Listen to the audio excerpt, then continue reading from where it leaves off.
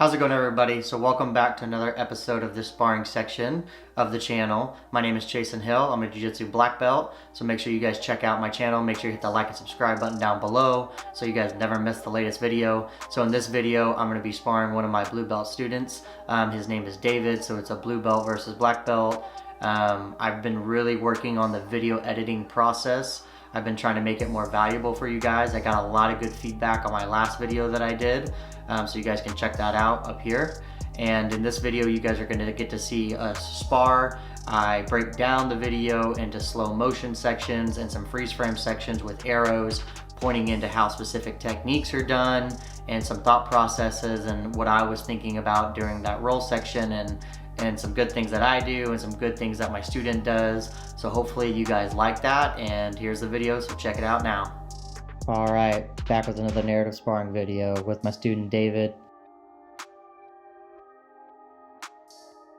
He's a wiry, strong guy. He can kind of be a little feisty to deal with, which is what I like. So like here, we're looking for our grips. He tries to pull guard, and I was able to pin his leg to the ground. So I think it goes to a slow motion in a second. Yeah, so when he pulls me down, he doesn't have any connection.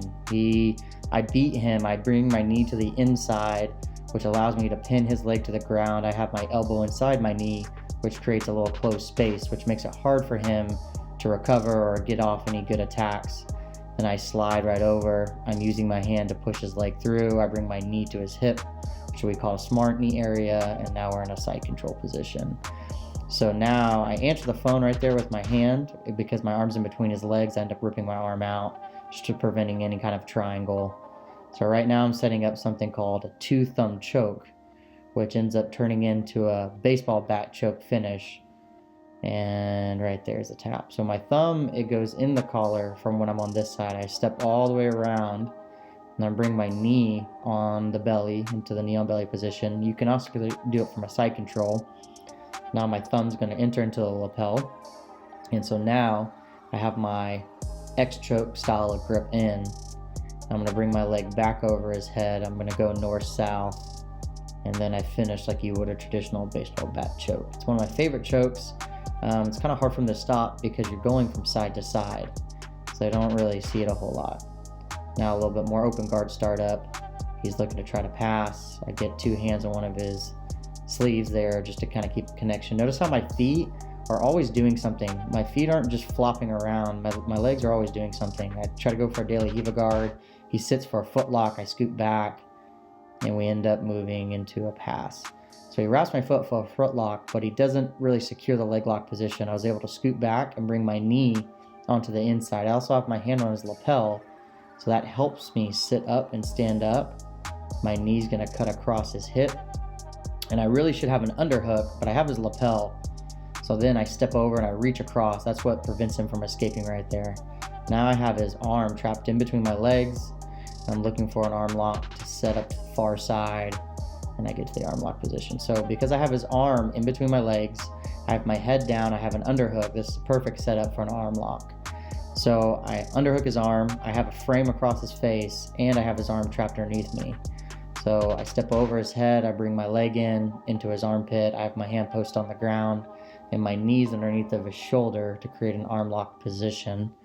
I typically always retract the leg to finish this arm lock position unless his hands come uncrossed or come undone, the grip breaks. So we're playing in the arm lock position. He's doing a good job at trying to clear the top leg. I was thinking we were going to try to step into an arm lock. I was going to finish into something. I didn't get it the right way that I wanted. So I'm setting up some guard attacks. He does a good job of pulling his shoulder back through. If he would have kept his shoulder trapped, probably would have ended up going for something. I fake a little sit-up sweep just to try to test his reaction. I put my feet in his hips, have my hand on the collar, always controlling the space on how I want. So now this time, I know when I go for the daily Riva, he wants for that foot lock. So this time I lift him, we're gonna go up and over sweep. It's one of my favorite sweeps to do from daily Riva.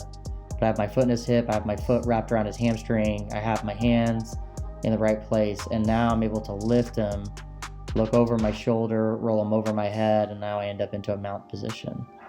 It's one of my favorite sweeps to be able to do in this position. Now I'm instantly attacking a X choke. He goes across and we finish from there. So I have my hand in his lapel, and most of the time when people do X chokes, I shoot across the face.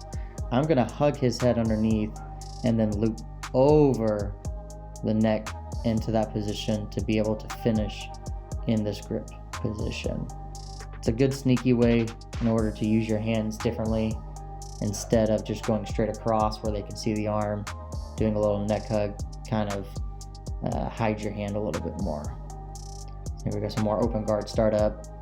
I'm gonna get the butterfly guard. So right here, it's the battle of who gets the position that they want. And he kind of came right into my position. So he sat for a foot lock. He's really working on this foot lock. And every time he's getting a little bit better. He's getting a little bit deeper. I have to defend it differently every time. So now he actually has the leg pretty well entangled, and he puts me back down on my butt. Good job, David. So as I stand, he's gonna do a good job at that hand that's on my gi right here on the lapel. He's going to end up moving it down and grabbing my ankle right there, which is perfect. And then he's gonna drive his knees over. Now I can't base because he's got a hand on my ankle, so it puts me back down on my butt. But he doesn't get to the position again. I rebuild my base one more time. And this time I kind of know it's coming. So I'm gonna stay on my knee, and I'm looking to unlock his legs. So I'm kind of seeing what he's trying to do with it. He's trying to push me down, but he can't do it because of how my base is. So right here, I'm gonna move his knee back to the inside. I'm gonna step over mount. So I'm creating pressure. I'm using the gi and my hips on that knee, and his knee just slides across the middle. What that does is it now makes the leg lock position a little weaker, and now I stand up and I push his knee underneath my leg. That's the negative benefit of going for the leg locks and the gi is, you know, I can keep a little bit more connection. It's harder for him to create some space. So whenever I come on top, it's a little bit harder for him to push me off. I have an underhook. We have the side control.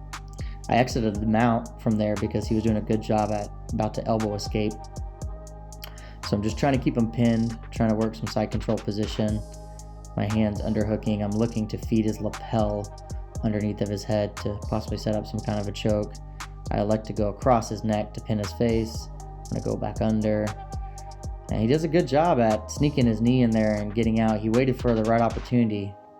Now he's gonna turtle. I move around to his back, kind of have a little scramble here, and I went back in side control. So because I have his lapel, it's hard for him to turn and face me. So I'm actually wanting him to turn. I want the back. I didn't get my hooks and he turtled. Then we kind of are in this scramble, and he drives his shoulders back to the ground, which was wise of him. Better that I take knee on belly than the back mount. So I exit back down, looking for a little Americana setup right here, just to see what's going on. I backstroke. I'm now in a side control, and I catch one of my favorite arm locks. You can't really see it from the camera angle, but I have his arm wrapped around, and I'm gonna sit, and his arm is on my south arm. And I call this the south side arm lock from side control because it's extremely tight.